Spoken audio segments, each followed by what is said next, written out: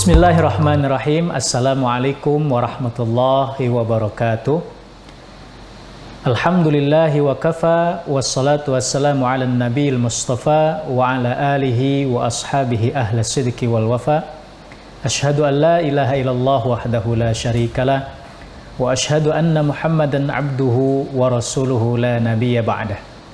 Allahumma salli wa sallim wa barik ala sayyidina Muhammadin wa sallim wa radiyallahu ta'ala an kulli sahabati rasulillahi ajma'in, amma ba'd. Sahabat The Fikr TV yang dimuliakan Allah subhanahu wa ta'ala, mudah-mudahan kita semua dalam lindungan Allah subhanahu wa ta'ala.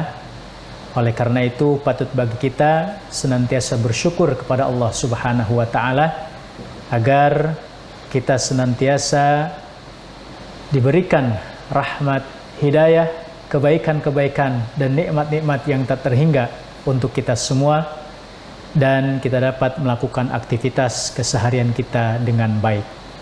Salawat beserta salam semoga tercurahkan kepada suri tauladan kita, Habibana wa syafi'ana wa maulana Muhammad sallallahu alaihi wasallam. Sahabat The Fikr TV yang dimuliakan Allah subhanahu wa ta'ala, kita melanjutkan kajian Tazkiyatun Nafs dalam bab 10 kaidah untuk bertazkiyah nafs. Pada sesi sebelumnya kita telah membahas 5 kaidah di mana seseorang yang akan melakukan tazkiyatun nafs harus memperhatikan dasar-dasar ataupun kaidah-kaidah yang disebutkan. Maka di pertemuan yang lalu telah kita bahas 5 kaidah dari 10 kaidah yang disebutkan. Pertama, kaidah yang pertama yaitu at-tauhid aslu tazkiyah an-nafs. Bahwasanya tauhid itu merupakan pondasi dasar kita melakukan ataupun mengolah jiwa kita untuk mensucikan jiwa kita. Kemudian yang kedua adalah ad-du'a miftahu zakatin nufus, yaitu banyak-banyak berdoa agar kita diberikan oleh Allah subhanahu wa ta'ala kesucian jiwa. Salah satu di antara doa yang diajarkan oleh Nabi sallallahu alaihi wasallam, Allahumma ati anfusana taqwaha wa zakkiha anta khairu man zakkaha anta waliyuha wa maulaha. Kemudian kaidah yang ketiga adalah hendaknya yang bertazkiyah nafas agar merujuk kepada Al-Quran Al-Karim, karena Al-Quran Al-Karim manba'ut tazkiyati wa ma'inuha, karena Al-Quran Al-Karim itu merupakan sumber daripada tazkiyatun nafas itu sendiri. Nah, oleh karena itu Anda yang sedang mengorientasikan diri Anda untuk mensucikan jiwa Anda, maka jangan sampai Anda melihat kepada sumber-sumber yang lain, tapi lihatlah, kajilah, telaahlah dari Al-Quran Al-Karim, karena sesungguhnya Allah memerintahkan kita untuk bertazkiyatun nafs melalui Al-Quran Al-Karim. Kemudian kaidah yang keempat yaitu ittikhadul uswah wal qudwah. Hendaklah kita mengambil tauladan, contoh, agar kita dapat termotivasi untuk senantiasa bisa mensucikan jiwa kita. Dan contoh yang paling utama dalam bertazkiyah nafas ini adalah tidak lain dan tidak bukan baginda kita Nabi Muhammad sallallahu alaihi wasallam. Kemudian yang kelima adalah at-tazkiyah takhliyah wa tahliyah. Bahwasanya yang dimaksud dengan tazkiyah itu adalah adanya takhliyah wa tahliyah. Takhliyah itu adalah mengosongkan jiwa kita, membersihkan jiwa kita dari sifat-sifat yang tercela, dari perangai-perangai yang buruk. Kemudian tahliyah, dan mengisi jiwa kita, diri kita dengan sifat-sifat yang terpuji, kemudian juga dengan amal-amal soleh yang lainnya. Nah, ini 5 kaidah yang sudah kita bahas pada pertemuan yang lalu. Lalu kita akan bahas berikutnya 5 kaidah berikutnya, ya.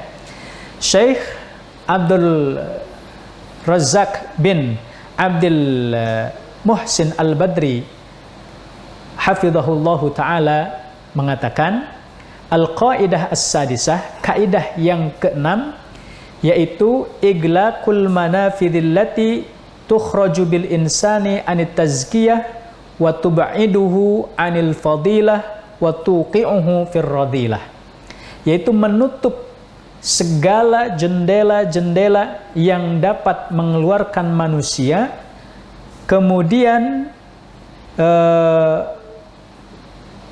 mengeluarkan manusia kepada keburukan lagi, kemudian juga watubiduhu anil fadilah, dan menjauhkannya dari keutamaan-keutamaan dan kemuliaan-kemuliaan, watuqi'uhu fir radilah, kemudian jika kita membuka jendela tersebut, kemudian kita masuk lagi ke dalam lembah kehinaan. Oleh karena itu, kaidah yang keenam ini, beliau mengatakan, hendaklah kita menutup jendela-jendela yang dapat menyebabkan manusia kembali untuk berbuat keburukan, untuk berbuat kemaksiatan, sehingga efektivitas dari kita usaha dalam bertazkiyah nafas itu menjadi sia-sia. Sebagaimana Allah Subhanahu wa taala berfirman dalam surat An-Nur ayat 30, di mana di situ diterangkan ada jendela yang sangat rentan terbuka lebar, manusia memiliki jiwa-jiwa yang buruk. Apa itu?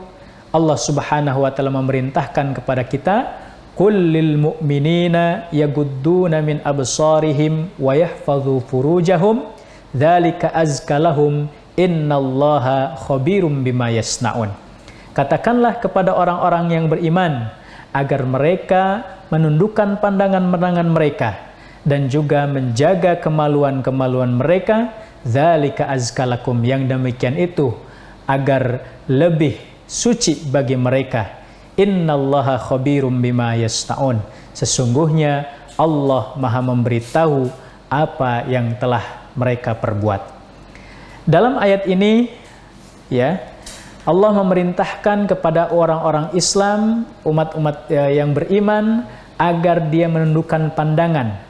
Artinya, pandangan merupakan salah satu di antara pintu, ya, pintu di mana manusia bisa jiwa manusia bisa terkontaminasi dengan sesuatu yang buruk. Sebagaimana Imam Ibnul Qayyim Al-Jauziyah mengatakan, wa aktsarul ma'asi innama tuwalliduha min fudulil kalami wan nazar. Sesungguhnya kebanyakan daripada maksiat itu bersumber atau dilahirkan dari banyak bicara dan juga banyak melihat sesuatu yang tidak dibenarkan oleh Allah Subhanahu wa taala. Nah, kaidah keenam ini mudah-mudahan kita semua sebagai hamba Allah Subhanahu wa taala yang menginginkan jiwa kita suci, bersih, hendaklah kita bisa menutup rapat-rapat pintu-pintu kemaksiatan, yang salah satu di antara pintu tersebut atau jendela itu adalah pandangan dan juga lisan kita. Kemudian yang ketujuh, kaidah yang ketujuh adalah tadzakkuril maut, ya, waliqa'ullahu azza wajal, waliqa'illahi azza wajal, yaitu mengingat kematian agar dia mengharapkan bertemu dengan Allah Subhanahu wa taala. Allah Subhanahu wa taala berfirman, ya ayyuhalladzina amanu taqullaha wal tanzur nafsum ma qaddamat lighad. Al-Hasyr ayat 18. Hai orang-orang yang beriman, bertakwalah kepada Allah Subhanahu wa taala, dan hendaklah dia melihat ke depan apa yang harus dia persiapkan untuk kehidupan esok harinya. Kemudian Rasulullah sallallahu alaihi wasallam bersabda, aktsiru dzikra hadimil ladzat. Perbanyaklah kalian mengingat, ya, pemutus atau penghancur daripada kenikmatan dunia. Apa itu? Yaitulah kematian, yakni al-maut. Nah, ini jamaah yang dimuliakan Allah Subhanahu wa taala, sahabat The Fikr TV yang dimuliakan, kaidah yang ketujuh ini menunjukkan kepada kita agar kita ingin memiliki jiwa yang sehat, jiwa yang bersih, jiwa yang suci, perbanyaklah kita mengingat kematian. Karena kematian itu menjadi satu hal yang pasti dan kita semua tidak mengetahui kapan kita akan mengalami kematian. Dan setiap orang yang memiliki ruh di dalamnya, yang memiliki jiwa di dalam raganya, pasti akan mengalami kematian. Kullu nafsin dha'iqatul maut. Setiap yang bernyawa, setiap yang memiliki jiwa, pasti akan mengalami yang namanya mati. Kemudian berikutnya sahabat The Fikr TV yang dimuliakan Allah Subhanahu wa taala, kaidah yang ke-8 adalah takhayyurul julasa wa intiqa'ir rufaqa. Ya. Memilih teman duduk dan juga memilah-milih siapa yang menjadi teman kita sehari-hari. Kenapa demikian? Karena memang teman itu bisa mempengaruhi daripada kehidupan kita di dunia ini. Selain daripada kedua orang tua kita, lingkungan kita, dan yang paling juga besar mempengaruhi kehidupan kita adalah teman-teman sejawat kita, teman-teman yang ada di sekeliling kita. Allah Subhanahu wa taala berfirman dalam surat Al-Kahfi ayat 28, "Wasbir nafsaka ma'al ladzina yad'una rabbahum bil ghadati wal 'ashyi yuriduna wajhah wala ta'du aynaka anhum turidu zinatal hayatid dunya wala tuti' man aghfalna qalbahu an dzikrina wattaba'a hawahu wa kana amruhu furuta." Dalam ayat ini Imam As-Sa'di mengomentari di tafsir, dari dalam tafsirnya ayat ini adalah beliau mengatakan fihal amru bi sahbatil akhyar. Dalam ayat itu ada perintah untuk berteman dengan orang-orang baik. Wa mujahadatun nafsi ala sahbatihim, dan hendaklah dia bermujahadah, bersemangat untuk bergaul dengan mereka, dengan orang-orang yang baik. Wa mukhalatatihim, bergaul dengan mereka. Wa in kanu fuqara, meskipun teman-teman kita itu adalah orang-orang fakir, tapi dia adalah orang-orang baik. Sebagaimana Nabi sallallahu alaihi wasallam bersabda, "Ar-rajulu ala dini khalilihi, falyanzur ahadukum may yukhalil." Seseorang itu, ya, seseorang dalam beragama bisa bergantung kepada agama temannya. Falyanzur ahadukum may yukhalil. Maka hendaklah dia mencari kemudian hendaklah dia berteman dengan siapa yang hendaklah dia mencari teman siapa yang harus dia temani, karena bisa jadi agama dia, kemudian pola pikir dia, kemudian perangai dia akan dipengaruhi oleh teman-temannya. Sebagaimana juga sabda Nabi yang dimuliakan Allah Subhanahu wa taala, ya, mathalul jalisis salih wasu'i kahamilil misk wa nafihil kir. Bahwasanya perumpamaan teman duduk kita, teman sejawat kita, yaitu seperti orang penjual minyak wangi dan juga pandai besi, ya, dimana jika kita berteman dengan mereka, paling tidak kita akan mencium baunya atau tercipat baunya atau wanginya ketika kita berteman dengan orang penjual wewangian, atau minimal kita akan bau badan kita dengan bau besi ketika kita berteman dengan pandai besi. Nah, demikianlah pengaruh yang sangat signifikan bagi teman, ya, agar kita bisa menata hati kita dan mensucikan jiwa kita. Kemudian sahabat terfikir yang dimuliakan Allah Subhanahu wa taala, kaidah yang ke-9 sebelum terakhir, ya, al-hadru minal ujub wal ightirari bin nafsi. Hendaklah dia menjauhi ujub, ya, merasa takjub, merasa puas diri, merasa bangga diri, ya, bahwasanya berbangga diri, memuji dirinya sendiri itu adalah hal yang dilarang oleh Allah Subhanahu wa taala. Sebagaimana Allah berfirman dalam surat An-Najm ayat 32, "Fala tuzakku anfusakum." dan janganlah kalian menganggap diri kalian suci. Huwa a'lamu bimanittaqo, karena sesungguhnya Allah Subhanahu wa taala yang lebih mengetahui siapa di antara kita yang paling bertakwa. Sahabat The Fikri yang dimuliakan Allah The Fikr TV yang dimuliakan Allah Subhanahu wa taala, kaidah yang ke-9 ini ya menyampaikan kepada kita agar kita tidak boleh untuk berbangga diri atau merasa diri kita sudah suci, ya. Karena kalau yang demikian sudah merasa ujub, merasa diri suci, maka dia akan menganggap remeh, menganggap enteng orang lain, ya. Kemudian yang terakhir yaitu kaidah yang ke-10 dari dasar kita bertazkiyah nafs itu adalah ma'rifatun nafsi, mengetahui hakikat nafs atau jiwa itu sendiri. Dalam Al-Quran, Allah Subhanahu wa ta'ala menyifati nafs itu dengan 3 sifat, ya, yang masyhur, yang kita kenal biasanya. Ketiga sifat itu, yang pertama adalah an-nafsul mutmainnah, jiwa yang tenang. Dan jiwa inilah ya bersumber daripada keimanan dan amal soleh, ketaatan, ketakwaan kepada Allah Subhanahu wa ta'ala. Allah memanggil kita ketika kita dicabut nyawa kita, maka jika dia orang yang soleh, yang senantiasa taat kepada Allah Subhanahu wa ta'ala, maka panggilannya ya ayyatuhan nafsul mutmainnah, wahai jiwa-jiwa yang tenang. Kemudian yang kedua adalah an-nafsul lawwamah, ya. Nafsul lawwamah itu adalah jiwa yang senantiasa cenderung berbuat keburukan. Cenderung berbuat keburukan, meskipun di sisi lain dia sering juga berbuat kebaikan, ya.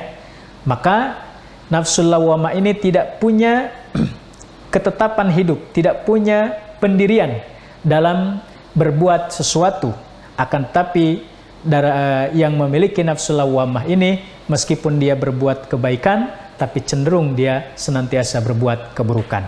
Dan yang terakhir adalah an-nafsul ammarah bisu, yaitu nafsu yang senantiasa mendorong manusia untuk berbuat dosa, ya, untuk berbuat hina, untuk berbuat maksiat, untuk berbuat kemungkaran. Na'udzubillah, jika kita sebagai orang yang beriman memiliki bagian daripada 2 nafsu terakhir itu, yaitu nafsul lawwamah dan juga nafsul ammarah bisu. Mudah-mudahan kita semua dengan kita bersungguh-sungguh ingin menyucikan jiwa kita, ingin membersihkan hati kita, sehingga kita menjadi hamba Allah Subhanahu wa ta'ala yang bertakwa kepadanya, soleh, beramal soleh dalam kehidupan kita sehari-hari, sehingga pada akhirnya ketika Allah mencabut nyawa kita, kita dipanggil dengan sebutan yang sangat mulia, dengan panggilan ya ayyatuhan nafsul mutmainnah, wahai jiwa-jiwa yang tenang, irji'i ila rabbiki radiyatan mardiyah fadkhuli fi ibadi wadkhuli jannati. Mudah-mudahan kita termasuk dari hamba Allah Subhanahu wa ta'ala yang memiliki jiwa-jiwa yang baik, jiwa-jiwa yang suci, jiwa-jiwa yang bersih, sehingga Allah memudahkan kita masuk ke dalam surganya Allah Subhanahu wa ta'ala. Amin ya rabbal alamin. Demikian barangkali yang dapat disampaikan pada kesempatan kali ini. Mudah-mudahan kita akan lanjutkan di sesi-sesi berikutnya terkait dengan tangga-tangga seseorang untuk bertazkiyah nafas. Kalau yang kita bahas pada 2 sesi terakhir ini adalah kaidah dasar kita bertazkiyah nafas, maka selanjutnya kita akan mempelajari bagaimana seharusnya kita bertazkiyah nafas dengan menaiki tangga demi tangga perkara-perkara daripada agama kita. Mudah-mudahan bermanfaat dan tetap dalam menjaga kebersihan, menjaga wudhu, dan jaga kesehatan. Kita berjumpa lagi di lain kesempatan. Akhirul kalam, astaghfirukum min zalatil kalam. Wassalamualaikum warahmatullahi wabarakatuh.